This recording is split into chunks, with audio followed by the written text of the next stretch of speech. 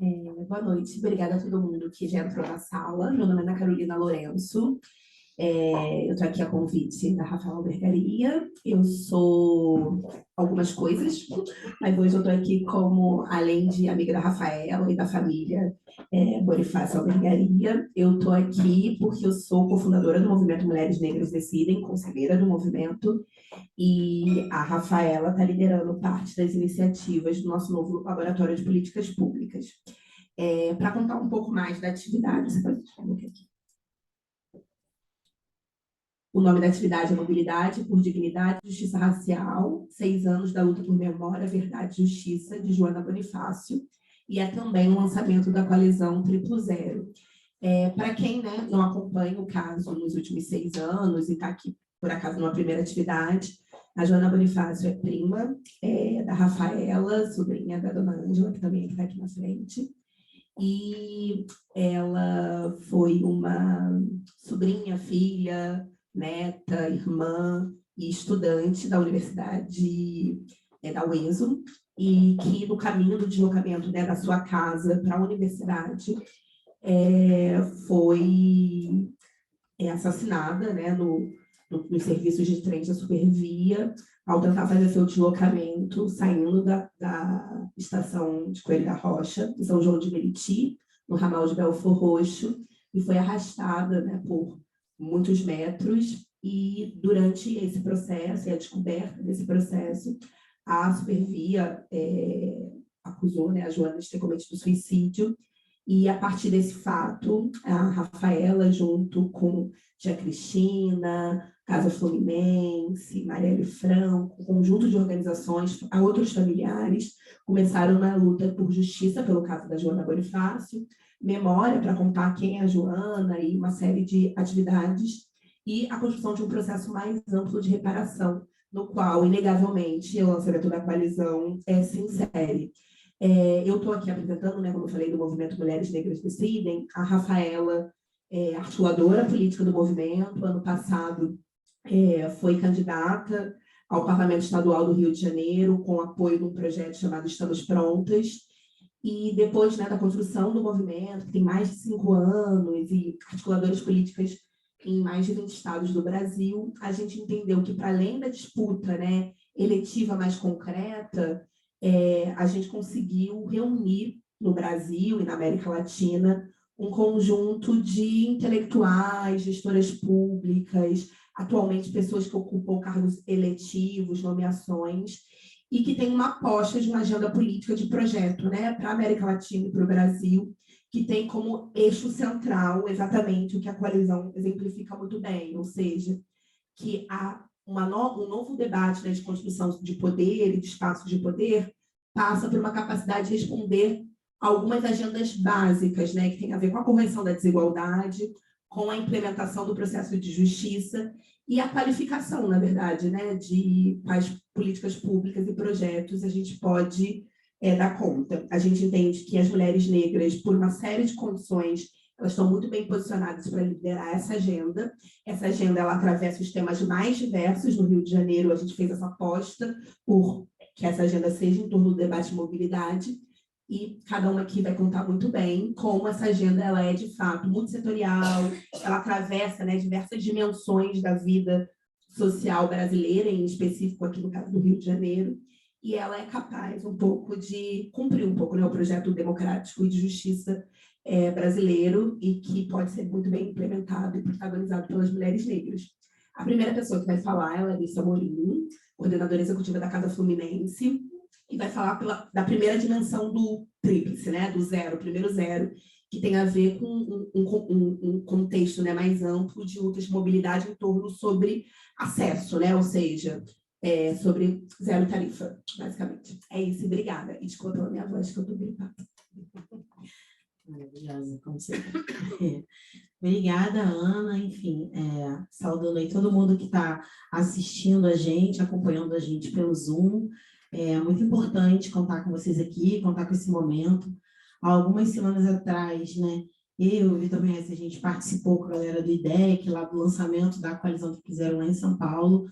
Foi bastante interessante já perceber a movimentação e a articulação dos grupos, né, em torno desse horizonte. Então, acho que o Rio aqui também, que tem um desafio tão grande quanto São Paulo, eu acho que se organizar hoje aqui e produzir essa mensagem, né, dessa mesa aqui, super hiperpotente, no contexto dos marcos dos 6 anos também, da luta, enfim, pela memória, por justiça e reparação em nome da Joana, enfim, acho que é o melhor momento, de fato, assim, para a gente estar fazendo esse lançamento aqui no Rio. Então, também saudar tia Ângela, tia Cristina também, e toda a luta que essa família tem travado e que a gente volta e meia tá junto, mas enfim, acho que é isso, é um protagonismo dessa família que tem feito muita, é isso, que tem inspirado a gente, mas feito muita diferença para apontar a complexidade mesmo, que é o tema da mobilidade urbana e dos transportes, né, e como isso tem tudo a ver com o tipo de Rio de Janeiro que a gente quer disputar. Hoje aqui, então, eu fico encarregada um pouco de trazer essa dimensão do zero tarifa. A gente aqui na casa, e aí compondo também como uma dessas organizações que está desde o processo de construção, para a gente parar para refletir um pouco, a gente parte de um lugar que é entender o quanto que hoje a tarifa ela é uma dimensão impeditiva do acesso ao transporte como direito, né? O transporte é um direito constitucional, assim como a saúde, o saneamento, enfim, moradia, mas é um direito constitucional, é um direito público, que deveria ser garantido e que a gente paga por ele, né? Tem, enfim, você passa, seja por uma roleta nos trens, seja no ônibus, enfim, seja no modal que você acessar na parte que você vive, enfim, nessa cidade, nesse estado, você, enfim, se você precisa pagar por ele. E você não paga barato, a gente paga muito caro, né? No mapa da desigualdade, né, na última versão que a gente lançou em 2020, a gente vai diagnosticar ali que boa parte da região metropolitana do Rio de Janeiro compromete já 1/3 da sua renda com o transporte, né? E isso é impeditivo, assim, em muitos níveis, né? Entender que como é que hoje, com o custo de vida altíssimo que a gente tem no Rio de Janeiro, seja por conta do preço da cesta básica, seja por acesso a serviços como saúde, educação, emprego, o próprio acesso ao emprego, inclusive, está colocado, a gente está, enfim, colocado uma realidade de um transporte que é isso, né? Muitas vezes você não vai poder realizar esse tipo de atividade por transporte, ser um transporte muito caro, né? O nosso sistema metroviário, por exemplo, ele já atingiu, né, o valor mais caro do Brasil, e agora, ainda que, quando a gente pensa nos trens da Supervia, ainda tenha tido um argumento, né, Rafa, e o Observatório dos Trens tem feito essa denúncia também, a gente tem debatido sobre isso, da tal tarifa social, né, enfim, que social não tem nada, mas é isso, a gente certamente já alcançou o patamar enfim, do Estado com as maiores tarifas, é isso, né? Do sistema de trilhos, por exemplo. Então, acho que é sobre como é que a gente olha, então, para essa realidade, olha para questionar quais são os interesses que hoje conduzem a lógica do sistema de transportes, né? E a lógica da definição de como essa tarifa ela é calculada e quem controla essa tarifa. E aí, hoje, eu acho que essa coalizão ela vem defender uma proposta muito objetiva, né, que é a proposta da tarifa zero, para pensar, isso, um transporte sem tarifa, um transporte pensado a partir da lógica do SUM, né, que a gente chama que é o SUS do transporte.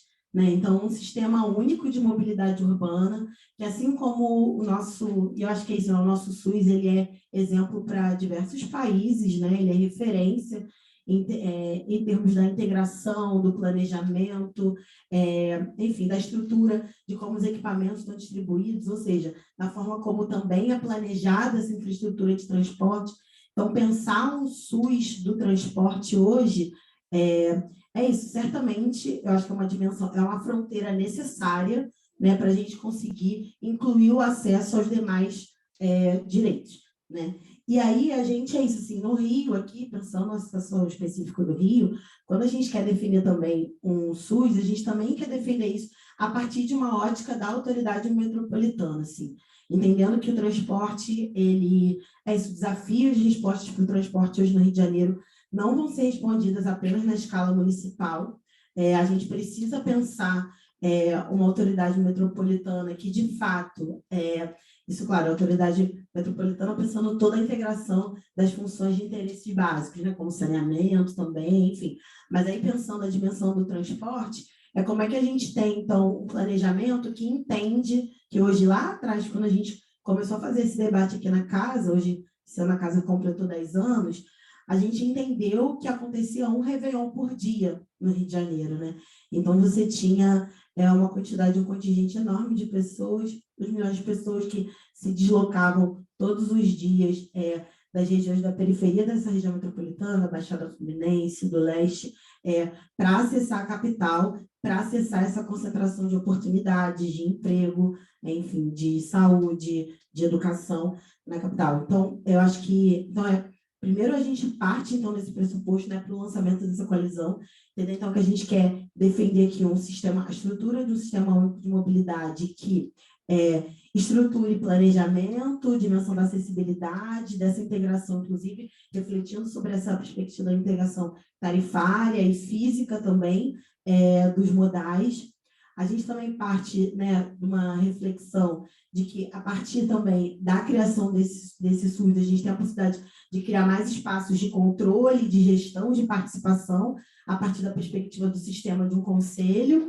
A gente parte do pressuposto também que a criação desse SUM, né, a implementação dele, de fato, como é que a gente estabelece um uso assertivo de um fundo de mobilidade urbana, né, nos estados, que consiga refletir sobre, de fato, produzir impacto para custear e subsidiar esse transporte, né? Então, hoje a gente tem uma lógica, né, da tarifa que ela é paga basicamente pela roleta, né, pelo passageiro, uma lógica que tem influenciado e que tem investido ali do pior jeito possível, né, na forma como as empresas, enfim, as concessionárias estimulam, então, uma dimensão da superlotação, porque é assim que a lógica, né, da mercadoria e do lucro do transporte com mercadoria vai entregar, enfim, um retorno que eles esperam, e não exatamente a garantia do acesso a esse direito. Então, acho que é isso, né? Pensar o SUM é pensar o conselho, a dimensão desse maior controle social, dessa participação, inclusive o aumento do controle público sobre essa tarifa e sobre a qualidade desse serviço, pensar essa dimensão do fundo também, como esse transporte se torna financiável e sustentável dentro dessa lógica, dessa perspectiva do interesse público, e também pensar na perspectiva do planejamento, né? E aí, enfim, como é que está meu tempo aí, mas pensando de como é que a gente hoje, né, a gente construiu um painel de monitoramento dos instrumentos da gestão metropolitana, enfim, no Rio de Janeiro, a gente tem monitorado e acompanhado esses instrumentos, e um deles é o plano de mobilidade urbana. Enfim, e a dimensão a presença, né, desses planos hoje nos 22 municípios, aqui, né, enfim, para falar dessa região, enfim, é drástica, né? Assim, a gente tem praticamente quase nenhum plano, né, executado. Acho que é Rio de Janeiro, Vitor, Rio de Janeiro e Niterói que tem agora, né? Então, é isso, 2 de 22, assim, a gente tem um campo ainda extenso para avançar em termos de planejamento. E não tem como executar a política pública sem planejamento, né? Então, é um pouco isso, assim, acho que tem alguns princípios que eu pensei em citar aqui nesse documento, que eu acho que a gente pode depois lançar também, assim, colocar, imagino que a gente tenha ele online também, né, que é esse documento aqui que a gente está também lançando junto com a articulação, né, que é o proposta que a sociedade civil foi organizando em torno da estruturação, e aí vai trazer, inclusive, com muito mais detalhes de como a gente vai pensar essa estrutura do SUM a nível de Brasil, estados e municípios, né? Então, como é que vai se dar essa coordenação interfederativa, enfim, nessas múltiplas dimensões. Mas é isso, então, os princípios que norteiam esse SUM, né? É a gente falar sobre acessibilidade, falar sobre disponibilidade, que é uma coisa que falta muito no transporte do Rio de Janeiro, falar sobre equidade, né? Então, foco em gênero e raça para pensar em soluções de mobilidade. A Rafaela vai, com certeza, trazer até, inclusive, mais sobre isso. Para pensar gestão, controle social, para pensar a integralidade também, né? O acesso, enfim, a todas essas esferas. Então, a gente vai estar falando isso, mobilidade ativa, falando sobre caminhabilidade também. Tudo isso faz parte da lógica de mobilidade, né? Mobilidade não é só transporte. a sustentabilidade e a universalidade desse serviço, né? Entendendo que todos nós temos direito a ele, enfim. Então, é isso. Muito obrigada, Larissa. Eu acho que depois, né, do zero, que tem a ver com a dimensão de acesso, a gente, vamos agora para a Lorena Freitas, que é coordenadora de gestão de mobilidade do ITDP Brasil, geógrafa, e que vai falar sobre o zero, que tem a ver com zero emissões poluentes, né? Conecta um pouco essa agenda, está muito para além da agenda até mesmo de mobilidade, mas como ela é transversal, com compromissos mais globais relacionados, por exemplo, à emergência climática, né? Vamos lá, zero emissões. Obrigada, Ana. Bom, eu quero começar dizendo que eu estou muito honrada de poder estar aqui hoje, mesmo assim, representando o ITDP. Eu acho que a gente está aqui no dia de hoje, né, 6 anos depois, é um ato político, é importante, e eu acho que falar sobre memória, nesse caso, é falar sobre luta pela nossa gente, assim. Eu, como uma mulher suburbana, né, que cresci na periferia do Rio, no subúrbio do Rio, eu sempre falo que a gente que cresce no subúrbio, aqui no Rio de Janeiro, a gente tem uma relação muito íntima com o trem com a Avenida Brasil. E aí, se a gente para pensar no papel do trem dentro do desenvolvimento, né, da nossa cidade, e toda a política higienista que aconteceu naquele período da Reforma Passos, e o quanto a população negra, principalmente, a população pobre, foi ficando, né? Tô falando, gente, do começo do século XX, sabe? Tipo, tem muito tempo que a gente passa pelas mesmas questões. E é essa pira que eu tenho sempre quando eu paro para pensar na história da construção da cidade do Rio de Janeiro, né? Como uma coisa que está se mostrando presente desde 1800, começo dos 1900, é algo que a gente continua vendo acontecendo com a nossa população dia após dia. A gente continua vendo uma concentração muito grande das atividades nas mesmas regiões da cidade, na Zona Sul, no centro, né? A gente continua vendo a nossa população tendo que fazer deslocamentos diários cansativos, degradantes, caros, todos os dias para poder ter acesso à cidade, para poder ter acesso não só a trabalho, né? Porque o trem, quando ele começa a operar, fazendo esse transporte de passageiros, ele operava até Deodoro, eu acho, 2 vezes por dia, para trazer a galera para trabalhar e para levar de volta, né? E a dinâmica continua essa, e a gente está em 2023, né?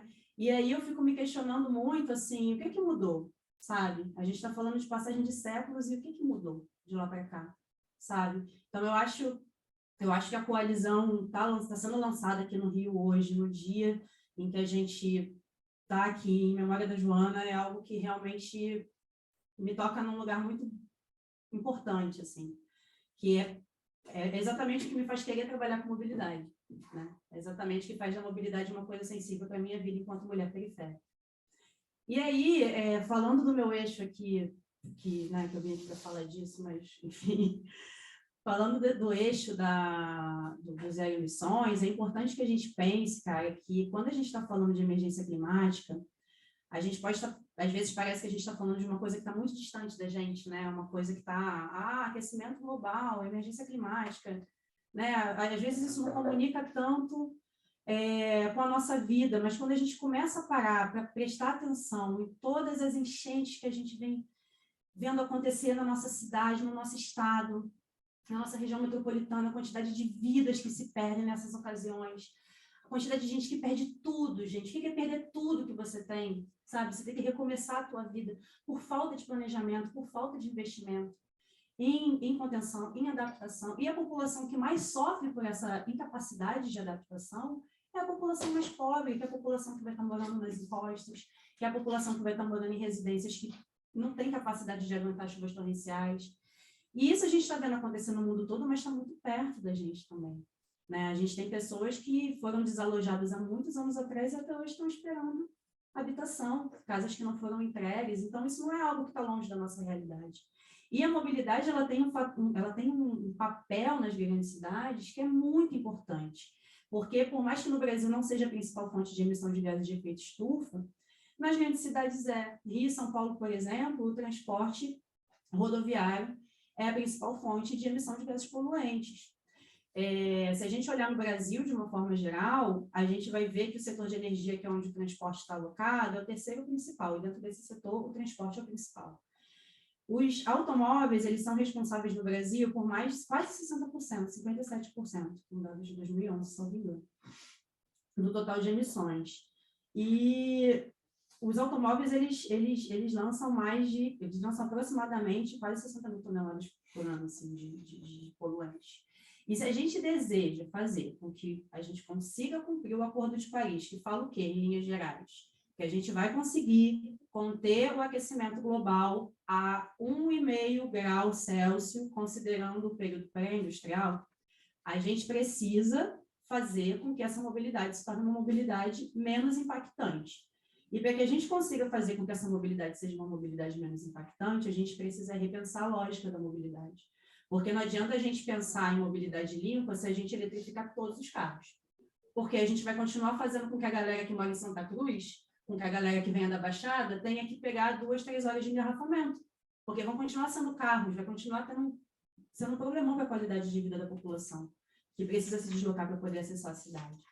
Então, a minha percepção é que a gente precisa ter investimentos massivos em transporte público coletivo, principalmente, né, mobilidade ativa também, mas quando a gente pensa numa cidade do tamanho da cidade do Rio, numa região metropolitana do tamanho da região metropolitana do Rio, a gente não tem como considerar a mobilidade ativa como uma mobilidade que vai levar origem e destino para todas as viagens, principalmente as viagens de trabalho, né?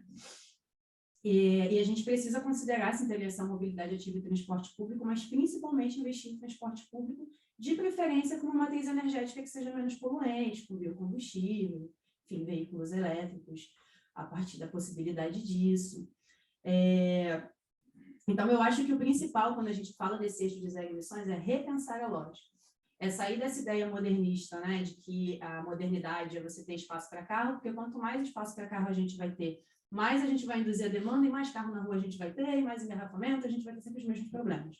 Então, a gente precisa começar a pensar em priorizar o transporte público coletivo, porque essa é a única maneira da gente fazer uma transição justa, equitativa e que garanta que a população que mais depende do transporte público, que é principalmente a população periférica, consiga acessar a cidade com dignidade.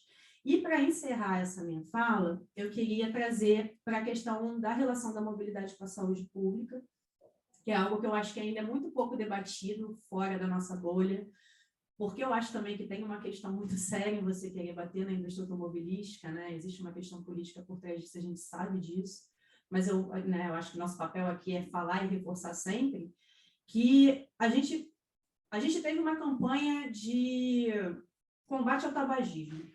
Foi um negócio geracional, né? Todo mundo fumava na televisão, fumava em tudo quanto era lugar. Teve uma campanha que fez com que os índices de tabagismo reduzissem verticalmente no nosso país. Então, o que faz a gente acreditar que respirar a fumaça do cigarro é um negócio que faz super mal, causa câncer, mas respirar a fumaça de cano de descarga não faz mal para a gente?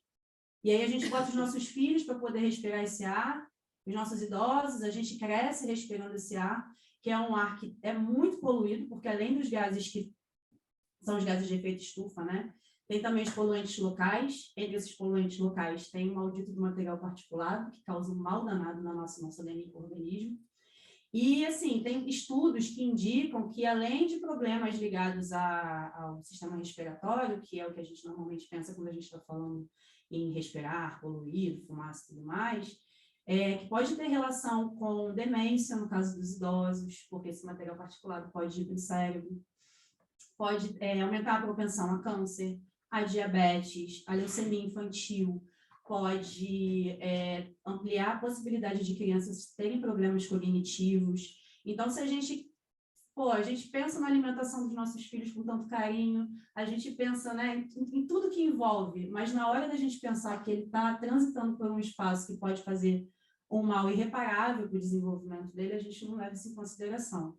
Então, eu quero, assim, reforçar que a mobilidade da forma que ela se estabelece no nosso país, ela mata muitos brasileiros todos os anos pelo ar poluído. Eu não estou falando só nesse caso, eu não estou falando sobre sinistros de trânsito, que também mata muita gente.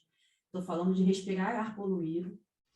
Isso gera um custo muito grande para o Sistema Único de Saúde, que poderia estar sendo, né, poderia estar sendo investido em outros tipos de cirurgias, em outras, né, outras coisas nesse sistema que é tão potente, que atende, né, o nosso país de uma forma tão incrível. Poderia esse investimento estar sendo destinado para outras coisas, mas precisa estar atendendo a galera que tem problemas respiratórios, cognitivos, enfim, reprodutores, que estão ligados a respirar esse que a OMS chama de inimigo invisível. E aí era isso que eu queria falar, assim, acho que a gente está traçando aqui uma trilha para um sonho possível, né? Uma luta que não é fácil, mas eu estou muito orgulhosa de poder estar fazendo parte desse processo.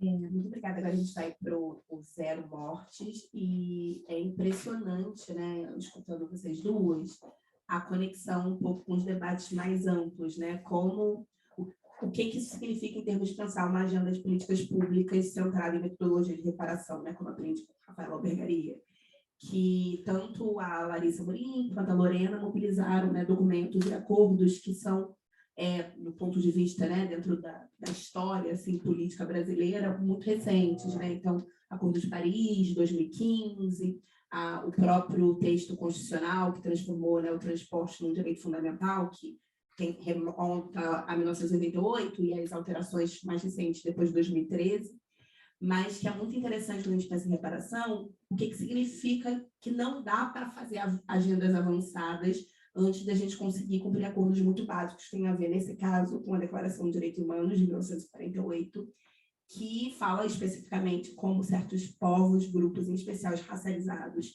e pobres de países periféricos na agenda mundial são colocados, né? Então, de fato, a gente não vai conseguir dar conta dos nossos compromissos constitucionais, a gente não vai dar conta dos nossos compromissos enquanto membro da comunidade global no Acordo de Paris, se a gente não responder muito concretamente o que a gente faz com a maior parte da população brasileira, que é imposta a políticas, né, que tem como fim a perda da vida, né? Então, acho que o zero é, inegavelmente, o zero primeiro, né, que é o zero mortes, e o ponto de partida básico para que a gente consiga, sem sombra de dúvidas, liderar todas essas outras agendas sofisticadas, complexas e que são inegavelmente do hoje, né? Sempre a gente tem que dar conta de agendas que ainda são agendas do passado, né? Que é do direito à vida. É isso. Boa noite a todos, né?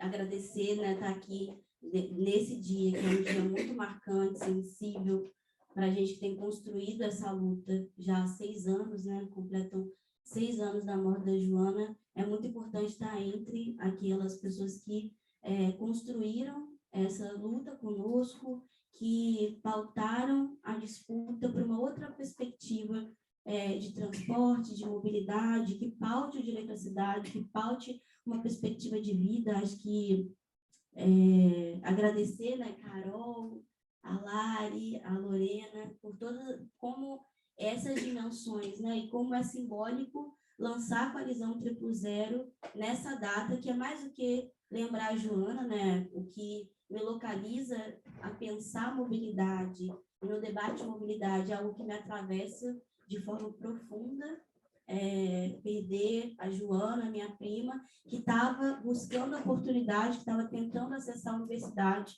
quando foi morta, atropelada pelo trem, e como isso me localiza num lugar de pensar o quanto a gente tem diversas barreiras, o quanto o racismo, o quanto o classismo, o quanto, né, o elitismo, ele nos coloca num lugar de violência sistemática, né? O quanto eles nos estabelecem uma diversidade de barreiras que a gente tem que acessar. Joana era a segunda da minha família a acessar a universidade, conseguiu ultrapassar a barreira do ensino superior, que a gente sabe que é uma barreira muito concreta e material para a grande parcela da população negra, periférica, de favela, mas ficou na barreira da mobilidade.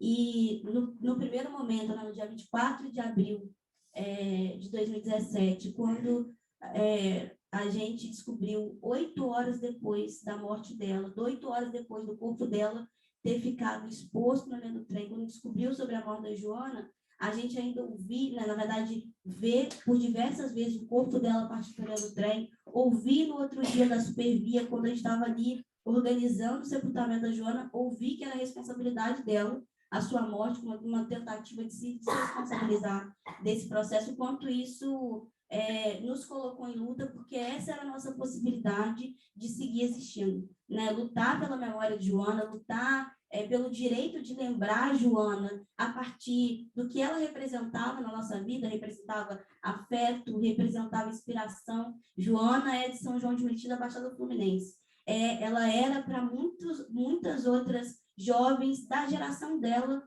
um exemplo, uma inspiração, porque muitas delas não acessaram a universidade, né? E o quanto que essa morte é uma morte que não impacta só a nossa família, impacta todo aquele território, impacta a nossa possibilidade de projetar um outro futuro, né? E eu começo a organizar atos junto com a minha família, começo a levantar as regras que, né, naquele momento,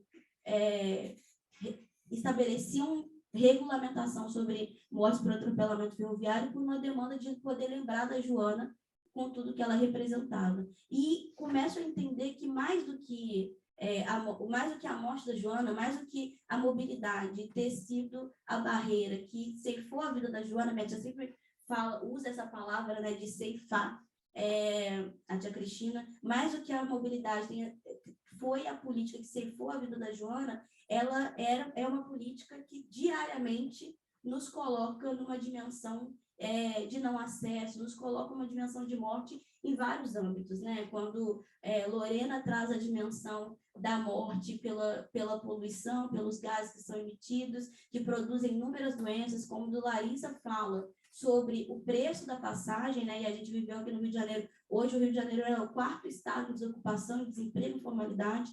A grande maioria da população que hoje está no subemprego, que está no desemprego, que hoje compõe as camadas que vivem uma insegurança alimentar extrema, moram no entorno do trem. Tem seus territórios atravessados pelo trem. Isso não é qualquer coisa, né?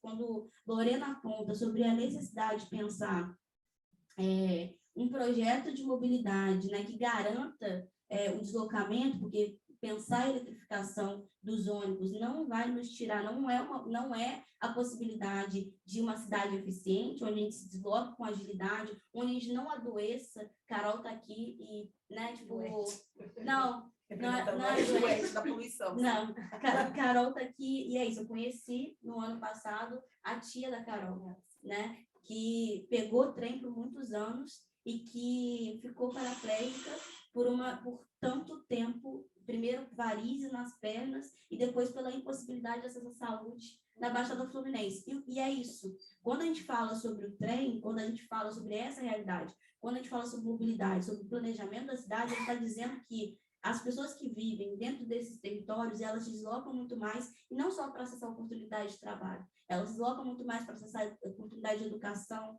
para acessar saúde. Eu sou de São João de Meriti. São João de Meriti tem mais de 500 mil pessoas e nenhum hospital público. Então, a nossa possibilidade de existir, ela é retirada do território. A necessidade de deslocamento e o custo de deslocamento para quem vive em São João de Meriti, para quem vive em Japeri, para quem vive em Queimados, que é muito caro nessas pessoas que estão muito mais distantes da capital do Rio, mas que tem uma dependência daqui para poder usufruir, né, de direito, de efetivação de vida, porque o que a gente tem entendido é que a possibilidade de se deslocar, ela está diretamente relacionada com a possibilidade de existir. Não, a gente precisa se deslocar para acessar saúde, para acessar educação, para levar o filho para a escola, e o Rio de Janeiro é um estado onde a política de mobilidade, uma política de interdição, ela historicamente produz a nossa realidade, né? A gente, durante o ano passado, a gente pensou muito sobre de resgatar a história do trem, de como esse trem que já carregou, que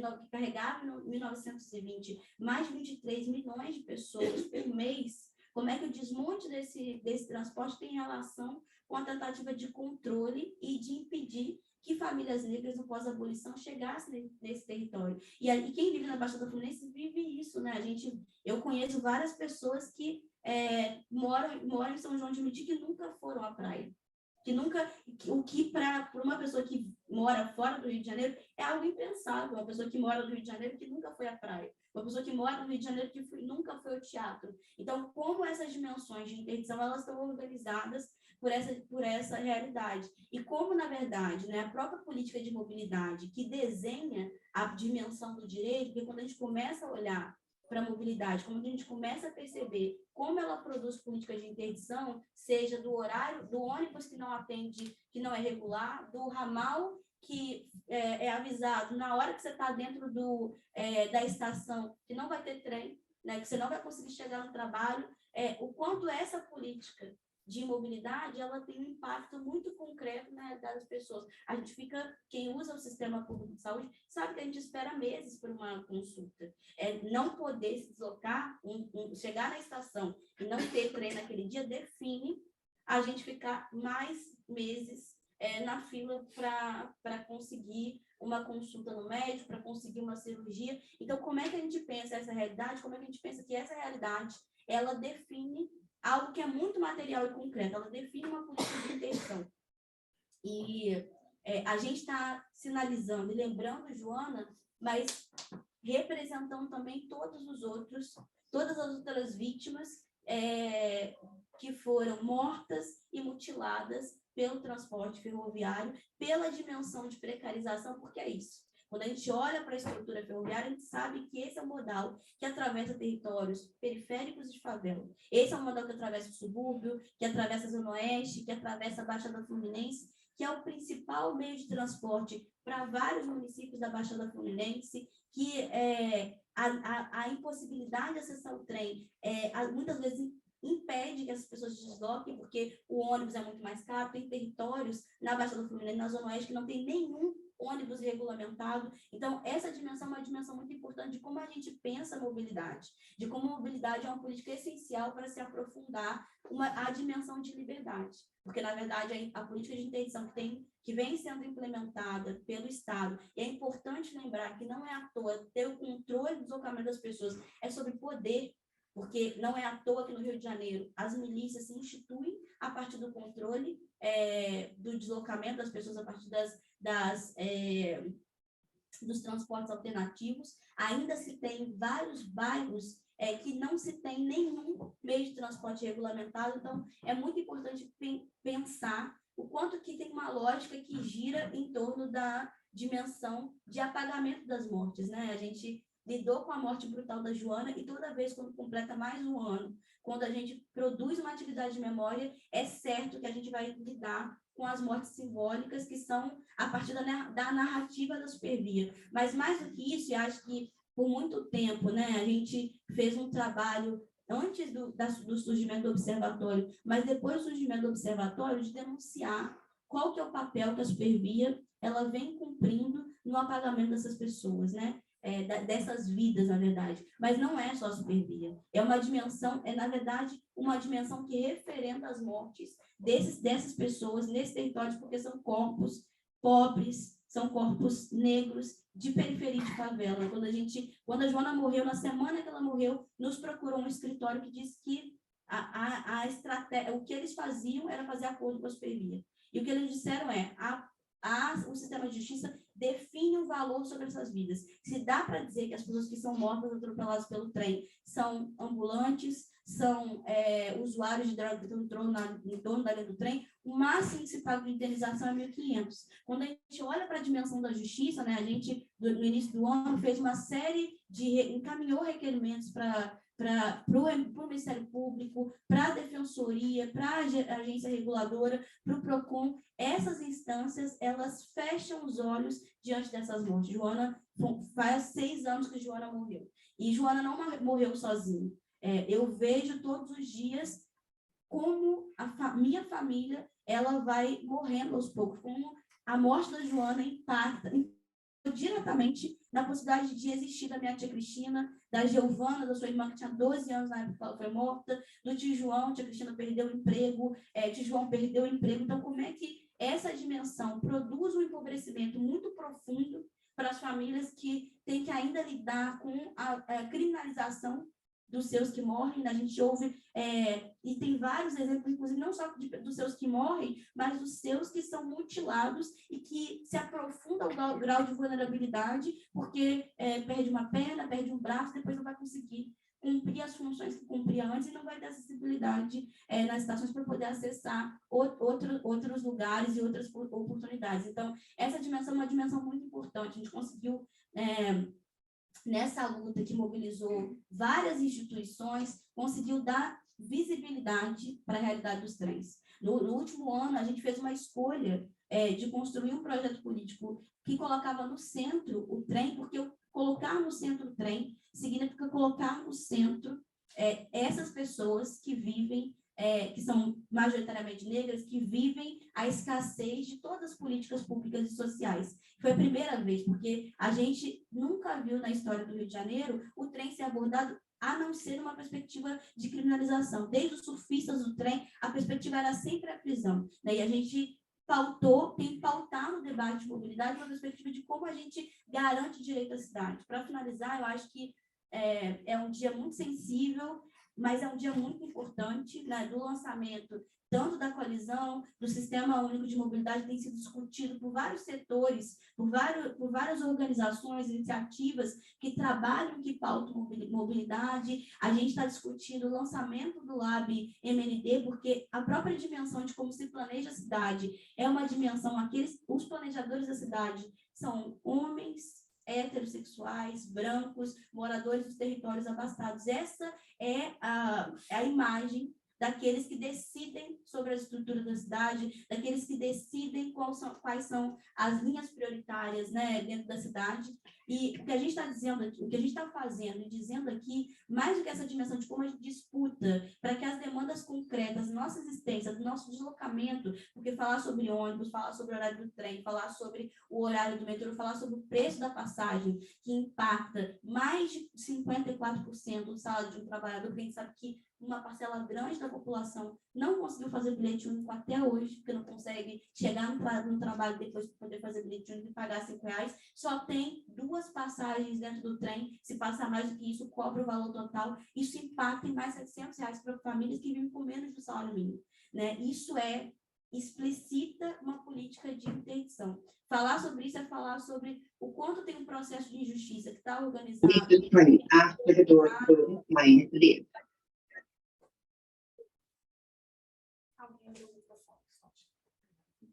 Que é organizado pelo governo do Estado, que é referendado pelo sistema de justiça, que coloca valor sobre a vida das pessoas que são mortas. É muito louco quando a gente olha para a dimensão dos acidentes aéreos e quando a gente olha para a dimensão, para a sistematicidade de de ocorrências violentas nos trens, porque a gente fala, né, se é recorrente no acidente, se morrem 2 pessoas atropeladas pelo trem por semana, isso não é acidente, isso é um projeto. O quanto essas dimensões, elas referendam as mortes, elas contribuem para o processo de mortificação. E pela relevância desse evento, a nossa expectativa era que a gente pudesse fazer um evento aberto, que a gente pudesse debater esse tema de forma ampla, porque é isso, a gente viu no início do ano uma série de coletivos surgirem na Baixada Fluminense, na Zona Oeste, pela importância, pela relevância do transporte, dos trens na nossa vida. Mas a gente teve que fazer está aqui hoje, lembrando de Joana, de todos que foram, todas as vítimas, né, de assassinato e de mutilação do sistema ferroviário, fazendo uma sala fechada, porque a gente não tem o direito sequer de lutar por justiça. Porque por lutar por justiça, lutar pela memória de Joana, nos coloca num processo de sofrer violências sistemáticas pela polícia, que está lá hoje trabalhando com paga pela Supervia, que trabalha e atua dentro do Centro Operacional da Supervia, e toda vez que a gente está lá falando sobre dignidade, falando sobre direito à cidade, exercendo a possibilidade, né, de exercer a nossa cidadania, né, o nosso direito de livre manifestação.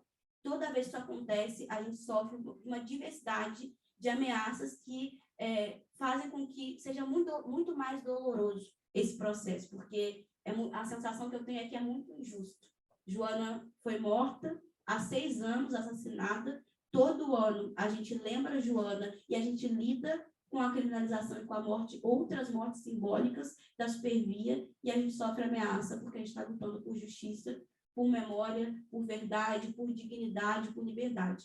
Então, é dizer, né, que mesmo assim a gente não se cala, porque, na verdade, lutar por mobilidade, apesar de ainda não ser uma política que está no centro do debate de direitos humanos, ela é uma política que media a realização de todos os outros direitos que são concebidos como direitos fundamentais. Não é possível discutir saúde sem discutir mobilidade. Não é possível discutir educação sem discutir mobilidade. Então, o nosso desafio, a nossa tarefa é como todas as urgências que estão colocadas hoje, urgências que falam sobre a crise climática que nos impacta desde os desabamentos, que nos impactam nas enchentes, né? Eu vivi grande parte da minha vida, desde que eu me mudei para o Rio de Janeiro, a memória que eu tenho é uma memória muito traumática de ter tudo na minha casa em cima de vários tijolos, porque toda vez que chovia era certo que ia ter enchente, e das várias famílias que têm isso como única realidade, com a impossibilidade de sair dessa realidade,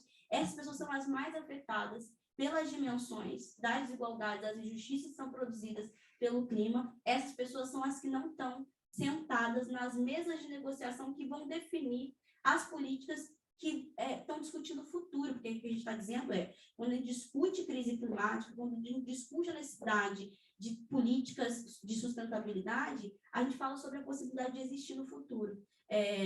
E a experiência que a gente tem quando a gente olha para as mesas de negociação, tanto nacionalmente quanto internacionalmente, são acordos estabelecidos por pessoas brancas, por homens brancos abastados, de como eles podem garantir estratégias de proteção do meio ambiente, garantindo uma política de continuidade de morte para os setores, para os corpos que historicamente foram marcados pela política de interdição. Então, a gente está aqui hoje para lembrar de Joana, porque Joana é, para mim, exemplo e o que me move na luta.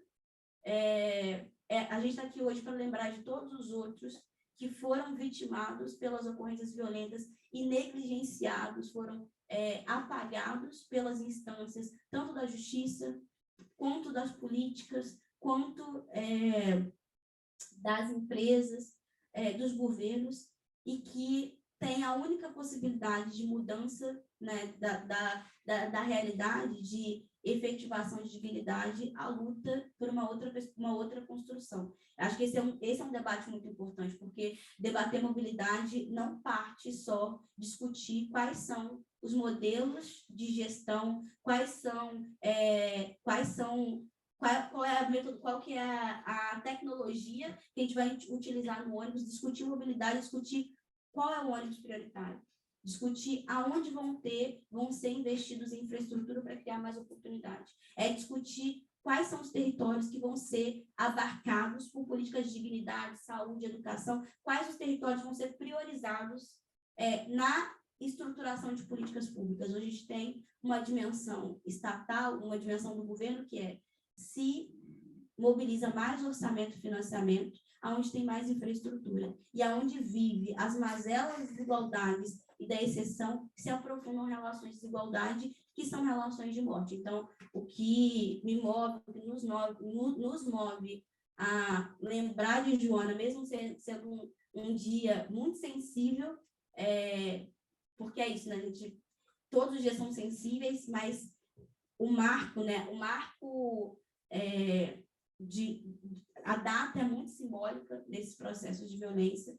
O que nos move a continuar lutando, mesmo diante de outras violências que se desdobram quando a gente luta por justiça, é a expectativa de poder viver dignidade, é o sonho de poder viver uma realidade onde a nossa vida, onde a nossa realidade seja abarcada por dignidade, não por exceção. Como diria Força Marques, seguimos em luta até que a dignidade se torne costume, até que a dignidade nos alcance.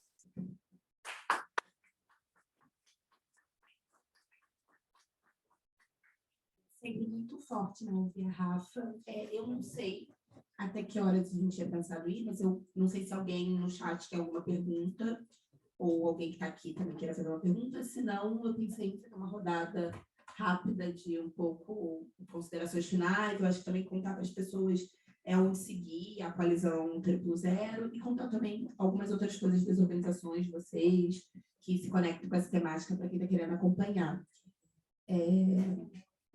Não sei se alguém tem uma pergunta, senão a gente já pode rodar assim um pouco, né? Tá. Não, é isso, gente. Bom, acho que queria confirmar aqui com a Malu, acho que a Coalizão 000 tem um Instagram, né, Malu? É @mob000, né, no Instagram. Então, já falei com galera que está acompanhando a gente pelo Zoom, já procura a gente, pesquisa a gente aí no Instagram, siga. Enfim, todas as ações a partir daqui que a gente vai estar realizando e desenvolvendo, vocês vão poder acompanhar por lá, mas certamente seguindo o @ITDP Brasil também no Instagram, @Casa Fluminense no Instagram, @Observatório dos Três também no Instagram, você também vai estar por dentro, vocês vão poder continuar acompanhando tudo que a gente vai estar fazendo ao longo desse ano. A luta é grande, então certamente estaremos com a gente, né? Seja no início do ano, quando a gente está nas trincheiras ali do movimento contra o aumento da passagem, seja ao longo desse ano, tudo que a gente vai estar construindo. Então, a gente queria convidar vocês a se somarem. É isso, no site do IDEC também, a gente vai dar uma olhada aí depois, de repente, e eu pedi para o Juan, que está acompanhando a galera, a dar uma olhadinha para ver se tem o link desse documento de propostas da sociedade civil para a criação do marco regulatório para a mobilidade urbana, né, com a proposta do SUM, que foi construída isso, né, não só aqui pelas organizações do Rio, mas todo mundo que está envolvido nesse processo, galera de São Paulo, de BH, enfim. Então, acho que vai ser importante para vocês também acessarem e irem conhecendo que, sim, esse horizonte ele é possível. Às vezes parece, a gente está tão soterrado, assim, de questões, históricas tão profundas, como o Carol falou, né? Questões do presente, questões do passado, mas acho que conseguir olhar para a perspectiva da proposição, que apesar de toda a dor, de toda a luta que está colocada, e que eu acho que está muito emblematicamente aqui representada pela fala da Rafa, mas ainda tem energia de criação e de funcionamento dessa sociedade civil protagonista desse processo de proposição, assim. Então, enfim, para a galera que não sabe ainda por onde ir o que fazer, perguntem a nós, nos procurem, porque sim, a gente tem as pautas e os caminhos. Já está colocado, né, Rafa? Agora que a gente precisa é ter o poder da caneta na mão, né, para fazer avançar.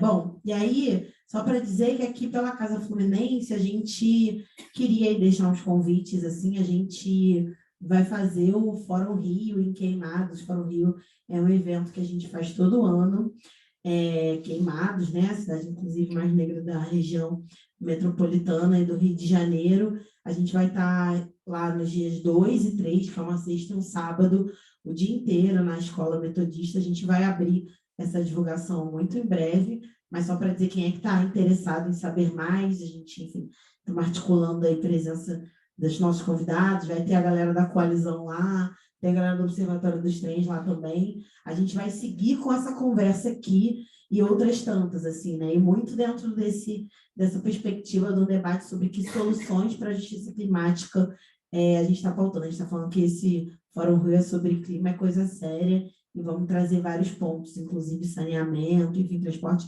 outros temas que precisam estar nesse espaço aqui. Eu queria deixar esse convite e dizer que também em agosto a gente lança o novo mapa da desigualdade também, e também trazer algumas novidades e dados, mas também para falar sobre essas realidades que a gente está conversando aqui. Isso. E agradecer muito pela confiança, isso é sempre uma honra estar com vocês.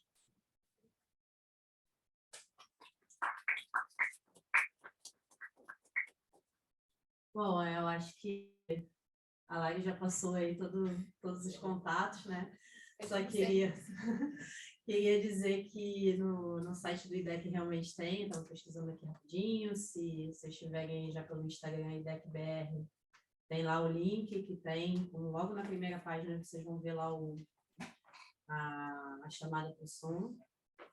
O Juan colocou no chat aí, gente, o link e vale muito a pena dar uma lida, porque eu acho que é a partir desse processo de conscientização, de letramento mesmo, sabe, da gente sobre esses temas, que a gente vai ter capacidade de pleitear uma mobilidade que seja uma mobilidade gratuita, que atenda ao princípio de direito, né? Não serviço, mas um direito fundamental, constitucional, ou seja, ninguém aqui está pedindo favor, a gente está exigindo direito, é bem diferente. E é isso, assim, quero agradecer muito, né, mais uma vez pelo convite, quero agradecer a todo mundo que está junto com o IPDP também, construindo, né, essa coalizão, que é um grupo realmente muito potente e também, né, desde que a gente fez lá o lançamento online em março, quem se interessou em fazer parte, enfim, a somar com a gente, agradecer também. É isso.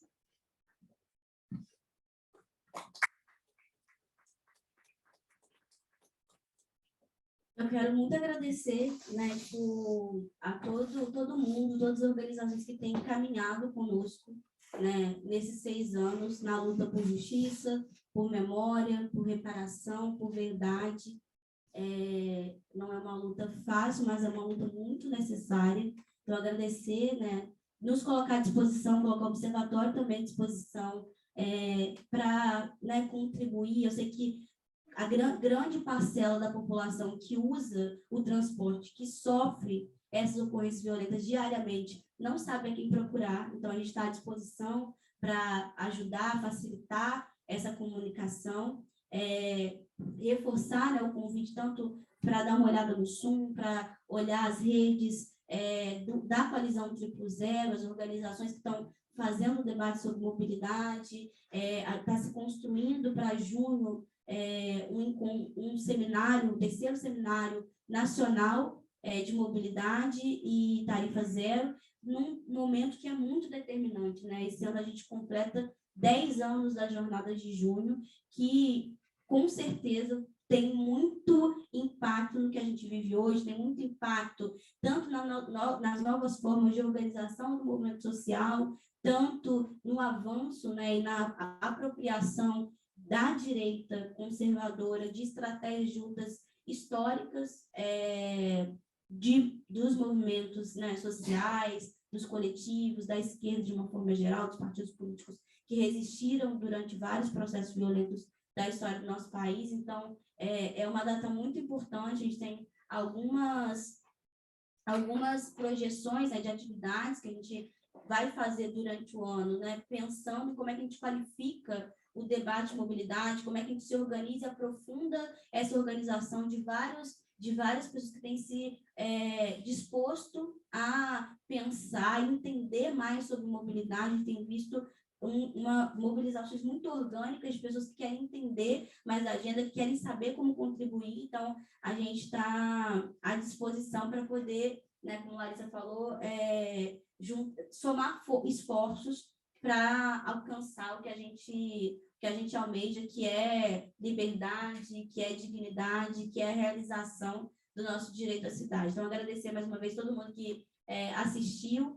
Mesmo se você está assistindo aí, tem alguém que você acha que pode se interessar para o assunto, a live vai ficar salva, a gente vai subir nas redes, então vocês podem compartilhar. Sigam a gente no nosso trabalho, conheçam um pouco mais dos estudos que a gente tem produzido e nos procure se precisarem. Obrigada.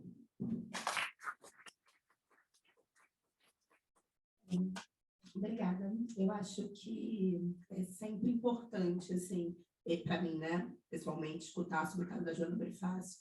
Eu acho que o tamanho do debate de mobilidade, né, é inegável, e não era necessário esse evento para que isso fosse colocado, mas eu acho que o caso da Joana Bonifácio faz uma das coisas que acontecem raras vezes, né, que é dar um novo enquadramento para uma temática, atrair novas atrizes, organizações para o ecossistema. E eu acho que não tenho dúvidas, e eu me incluo nisso, que nos últimos 6 anos, o debate sobre mobilidade no Rio de Janeiro, em especial, ele é feito de outra maneira e por outras vozes, com outros temas, com outras publicações. Isso tem a ver com o tamanho, né, da luta por memória e justiça em torno do caso da Joana Bonifácio. Então, acho que 6 anos depois, esse balanço é possível e nada mais justo para dar conta desse balanço do que o lançamento de alguma coisa de tão tamanho e fôlego como é a coalizão, né?